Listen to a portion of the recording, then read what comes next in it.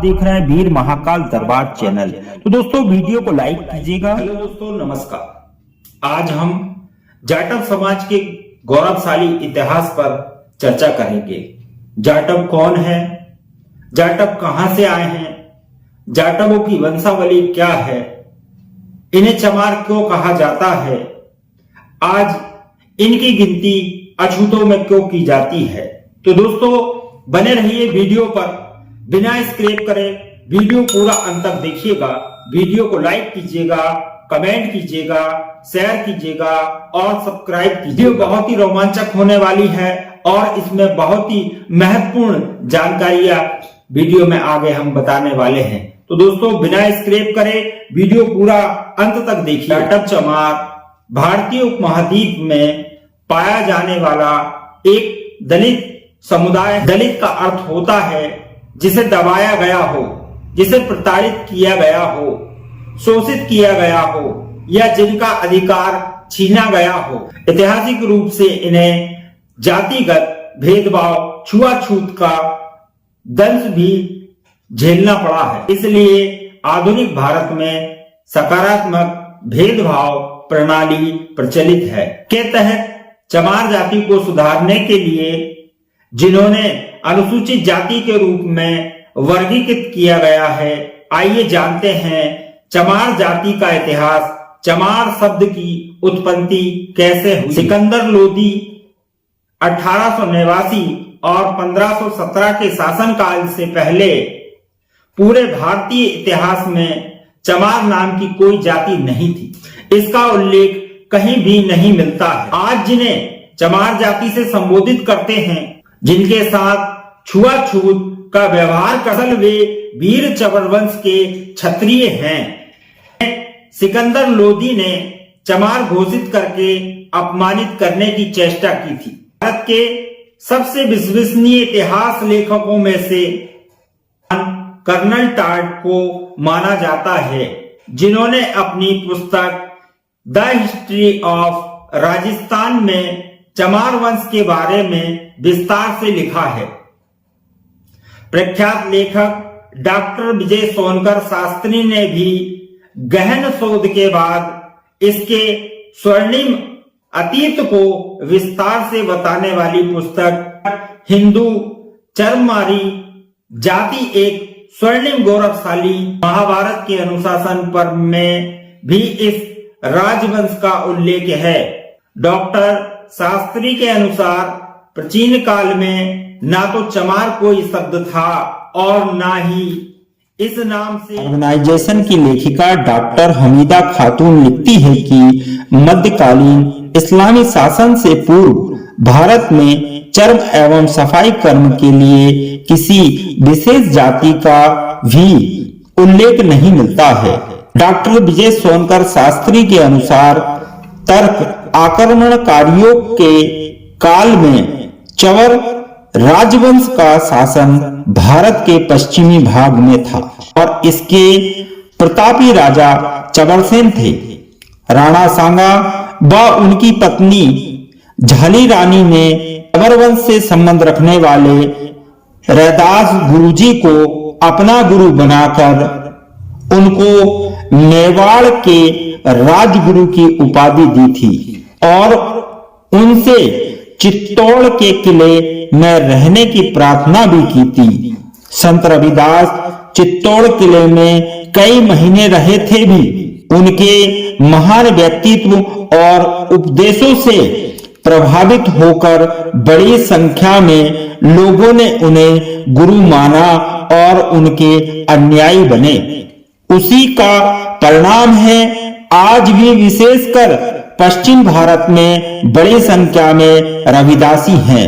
राजस्थान में चमार जाति का वर्ताव आज भी लगभग राजपूतों जैसा ही है। औरतें लंबा घूंघट रखती हैं, आदमी ज्यादातर मूछे और पगड़ी रखते हैं। संत रविदास की प्रसिद्धि इतनी बढ़ने लगी कि इस्लामिक शासन घबरा गया। सिकंदर लोदी मुल्ला सदना फकीर को संत रविदास को मुसलमान बनाने के लिए भेजा। वह जानता था कि यदि रविदास इस्लाम स्वीकार लेते हैं तो भारत में बहुत बड़ी संख्या में मतावलंबी हो जाएंगे, लेकिन उनकी सोच धरी की धरी रह गई। स्वयं मुल्ला सदना फकीर शास्त्र पराजित हो गए, कोई उत्तर न दे सका और उनकी भक्ति से प्रभावित होकर अपना नाम रामदास रखकर उनका भक्त वैष्णव हिंदू हो गया। दोनों संत मिलकर हिंदू धर्म के प्रचार में लग गए, जिसके फलस्वरूप सिकंदर लोदी आग बबूला हो उठा और उसने संत रैदास को कैद कर लिया और इसके अन्यायियों को चमार यानी अछूत चंडाल घोषित कर दिया। उसे कारावास में खाल खिंचवाने का, चमड़ा पीटने का, जूती बनवाने का इत्यादि काम जबरदस्ती कराया गया। उन्हें मुसलमान बनाने के लिए उन्हें बहुत ही शारीरिक कष्ट दिए। प्रत्युत्तर में चमर वंश के क्षत्रियों ने दिल्ली को घेर लिया। इससे भयभीत होकर सिकंदर लोदी को संत रैदास को छोड़ना पड़ा। समस्या तो यह है कि आपने और हमने रविदास के दोहों को ही नहीं पढ़ा, जिसमें उस समय की आवाज, उस समय की समाज का चित्रण है, जो बादशाह सिकंदर लोदी के अत्याचार, इस्लाम में जबरदस्ती धर्मांतरण और इनका विरोध करने वाले हिंदू ब्राह्मणों व क्षत्रियों को निम्न कर्म में धकेलने की ओर संकेत करता था।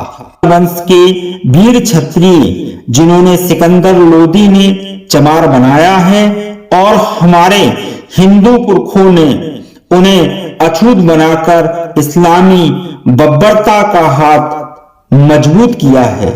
इस समाज के दलित और अपमानित होना स्वीकार किया, लेकिन विधर्मी होना स्वीकार नहीं किया।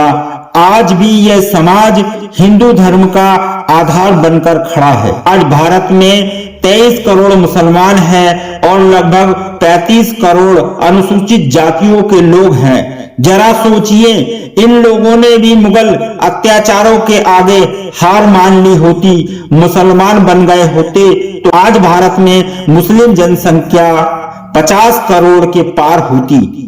आज भारत मुस्लिम राष्ट्र बन चुका होता, यह भी जिहाद का बोलबाला होता और इराक, सीरिया, सोमालिया, पाकिस्तान और अफगानिस्तान आदि देशों की तरह बम धमाके, मारकाट और खून खराबों का माहौल होता। हिंदू या तो मार डाले जाते या धर्मांतरित कर दिए जाते, या फिर हम काफिर के रूप में अत्यंत ही गलीज जिंदगी मिलती। धन्य है हमारे भाई जिन्होंने पीढ़ी दर पीढ़ी अत्याचार अपमान सहन कर भी हिंदुत्व का गौरव बचाए रखा है और स्वयं अपमानित गरीब रहकर भी इस प्रकार भारतवासियों की सेवा की है। मैं कोटि कोटि नमन करता हूं कि जिन्होंने इतनी दबले कुचले होने के बाद, लज्जा वाले शब्द सुनने के बाद भी अपना धर्म नहीं बदला और वो आज यह दलित बनकर रह रहे हैं। धन्य है वो माँ तुम जैसे। देख रहे हैं वीर महाकाल दरबार चैनल। तो दोस्तों वीडियो को लाइक कीजिएगा, कमेंट कीजिएगा, शेयर कीजिएगा और सब्सक्राइब कीजिएगा ताकि आने वाले नए वीडियो का नोटिफिकेशन आप तक तुरंत पहुंच सके, सबसे पहले पहुंच सके। तो दोस्तों बने रहिए वीडियो पर, बिना स्किप करे वीडियो पूरा अंत तक देखिएगा। होती है मुलाकात आप सबसे नेक्स्ट डे नेक्स्ट वीडियो में। तब तक के लिए नमस्ते, गुड बाय हिंदुस्तान।